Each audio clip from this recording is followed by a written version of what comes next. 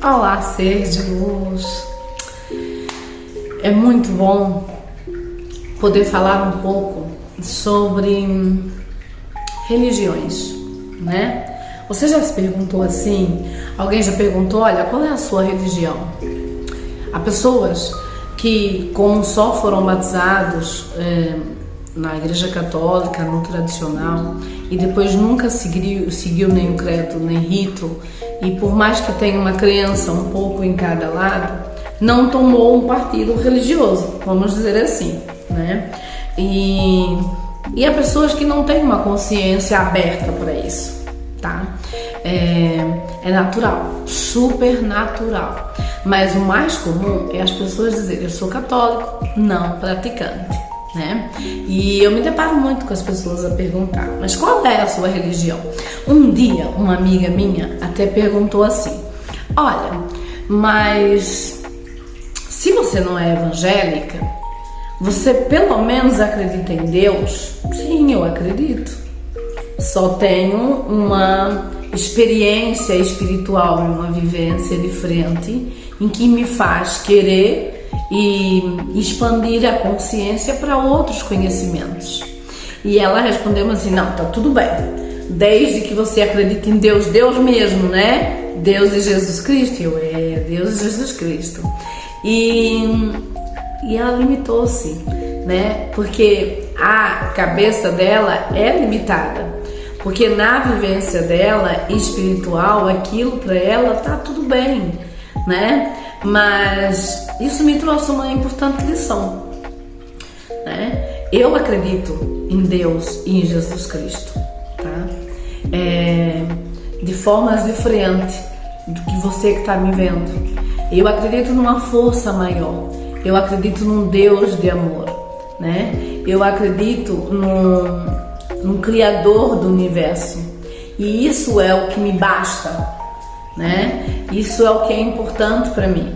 Porque todas as outras coisas que são agregadas a esse grande universo me faz aprender, né?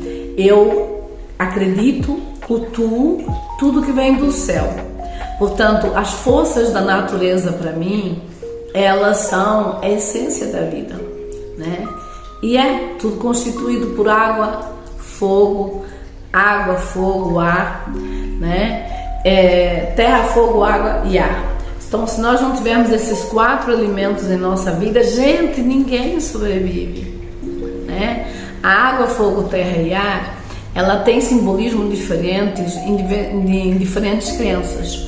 E hoje eu queria explicar um pouquinho para você sobre religiões, muito ligeiramente, né? Para que isso nos próximos vídeos, também para quem acompanha, para quem gosta, para quem está se descobrindo, possa ter aí uma continuidade de conhecimento, né? Diversas religiões.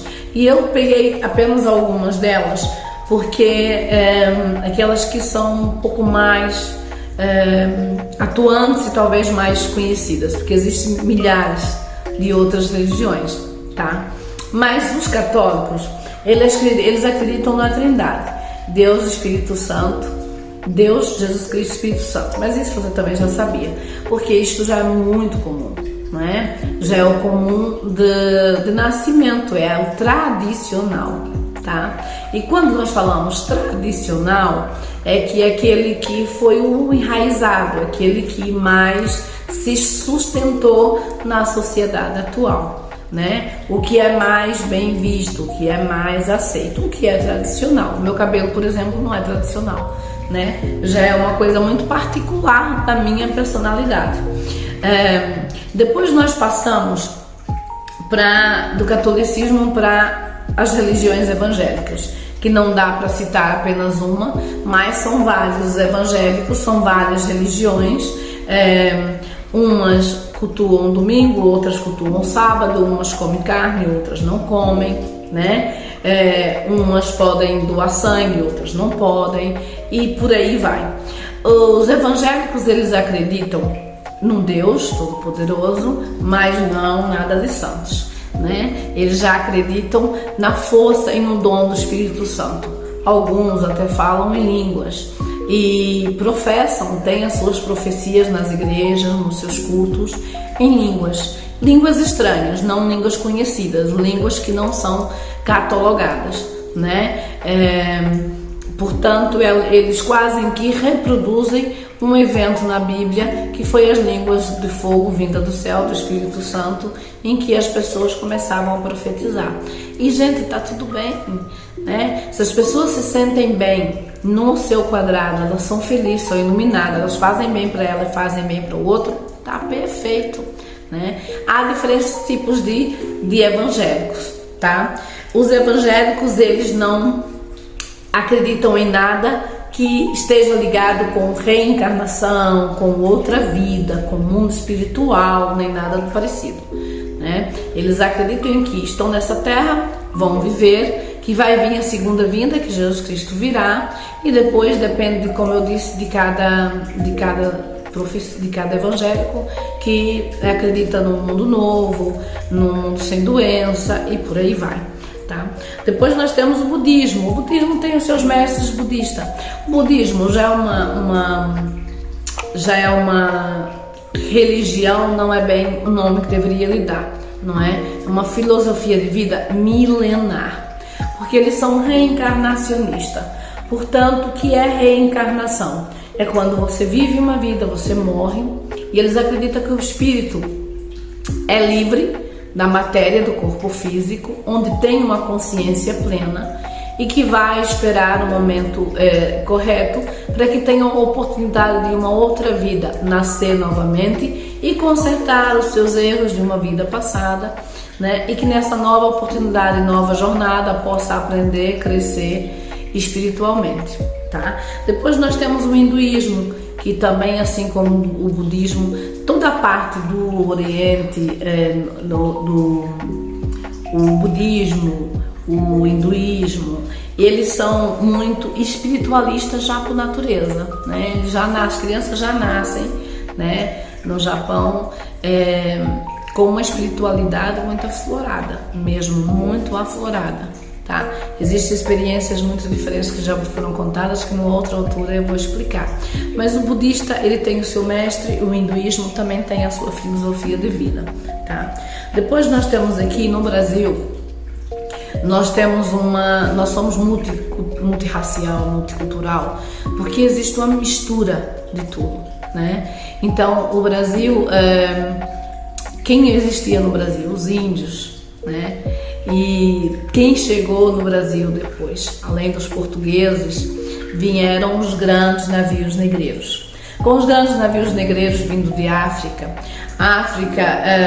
onde são cultuados deuses iorubás, né? Seus deuses mitológicos, assim como tem os gregos, que hoje não vai ser falado, mas os reinos iorubás, os deuses e deidades africanas, vieram junto com suas crenças, vieram junto com os homens que eram livres, mas que tornaram-se escravos, né? E que vieram para o Brasil. Então, como eles vieram de diversas regiões de África, numa religião o culto era de uma forma, noutra religião o culto era de outra, e noutra religião o culto era de outra, né? Nessa mistura de o povo que veio de África para o Brasil, nós tivemos o candomblé. O candomblé é o culto aos orixás. Eles cultuam as forças da natureza. Não deixa de acreditar num grande criador de todas as coisas, numa força muito maior, mas que essa força também, ela dá a permissão, né, para que os seus orixás, né, as suas divindades, que já podem sim ter vivido em terra e ter alcançado o grau superior, um grau de iluminação maior, né? E que as suas qualidades fiquem mais evidentes e que essas divindades possam, então, assim, trabalharem nas forças da natureza, como a Iemanjá, que é a mãe de todos os orixás, é a rainha dos mares, né? Yansan, que está representada aqui atrás, que é a senhora dos ventos e das tempestades. Ogum, que é o senhor da estrada, o senhor dos caminhos. Xangô, que é o senhor da justiça, né? Nós pedimos a Xangô. Ah, mas vocês não acreditam em Deus? Sim, acreditamos, né? Eles dizem, acreditamos em Deus, né? Eu acredito na força dos orixás, né? Mas isso é uma partícula minha livre, né? Assim como eu vou ao hinduísmo e também gosto da filosofia do hinduísta, assim como eu vou ao budismo e também acredito na parte da reencarnação, né? Assim como eu vou ao catolicismo e também acredito e cultuo a parte da Trindade, né? Isso não é, mas falando aqui de religiões, no Candomblé eles cultuam os orixás. Então, dentro do culto dos orixás existe é um culto de amor, né? É um culto de respeito, é um culto de ancestralidade, né? No Candomblé eles cultuam os seus ancestrais, têm um grande respeito por quem veio antes deles, né? E como o culto são de nações que são variadas, acaba variando de nação para nação, de diferentes práticas, tá? Mas o Candomblé é o culto aos orixás na sua maior essência, tá? Depois nós temos a Umbanda. A Umbanda também denomina-se como uma religião afro-brasileira.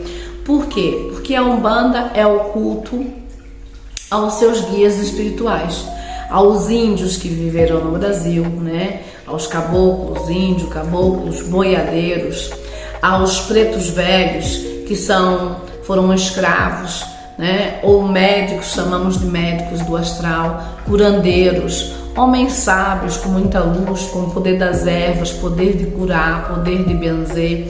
E esses homens eles vêm na Umbanda, que Umbanda foi criada por Zélio de Moraes, que na altura era um jovem, né, carioca do Rio de Janeiro, e que participava numa mesa de centro espírita kardecista, que é a posterior eu vou falar. Então o espírito da seta encruzilhada apresentou-se para Zélio de Moraes, já que ele era um médium, né, de incorporação, mas também um médium que tinha uma grande sensibilidade, e explicou a necessidade de ter também um lugar onde toda essa ancestralidade, agora sim brasileira, né, também, que elas viessem para trabalhar na linha da cura, dentro da espiritualidade, tá? Então fundou-se a Umbanda, que também cultua a ancestralidade, também reconhece e cultua os orixás, mas não um culto direto, exclusivo como o Candomblé. A Umbanda tem os seus guias espirituais, né? Os médios têm os seus guias espirituais. No Candomblé são os seus orixás, né? No centro espírita kardecista, aí nós já estamos a falar de uma vertente em que Kardec viveu em França e que fundou o espiritismo, tá?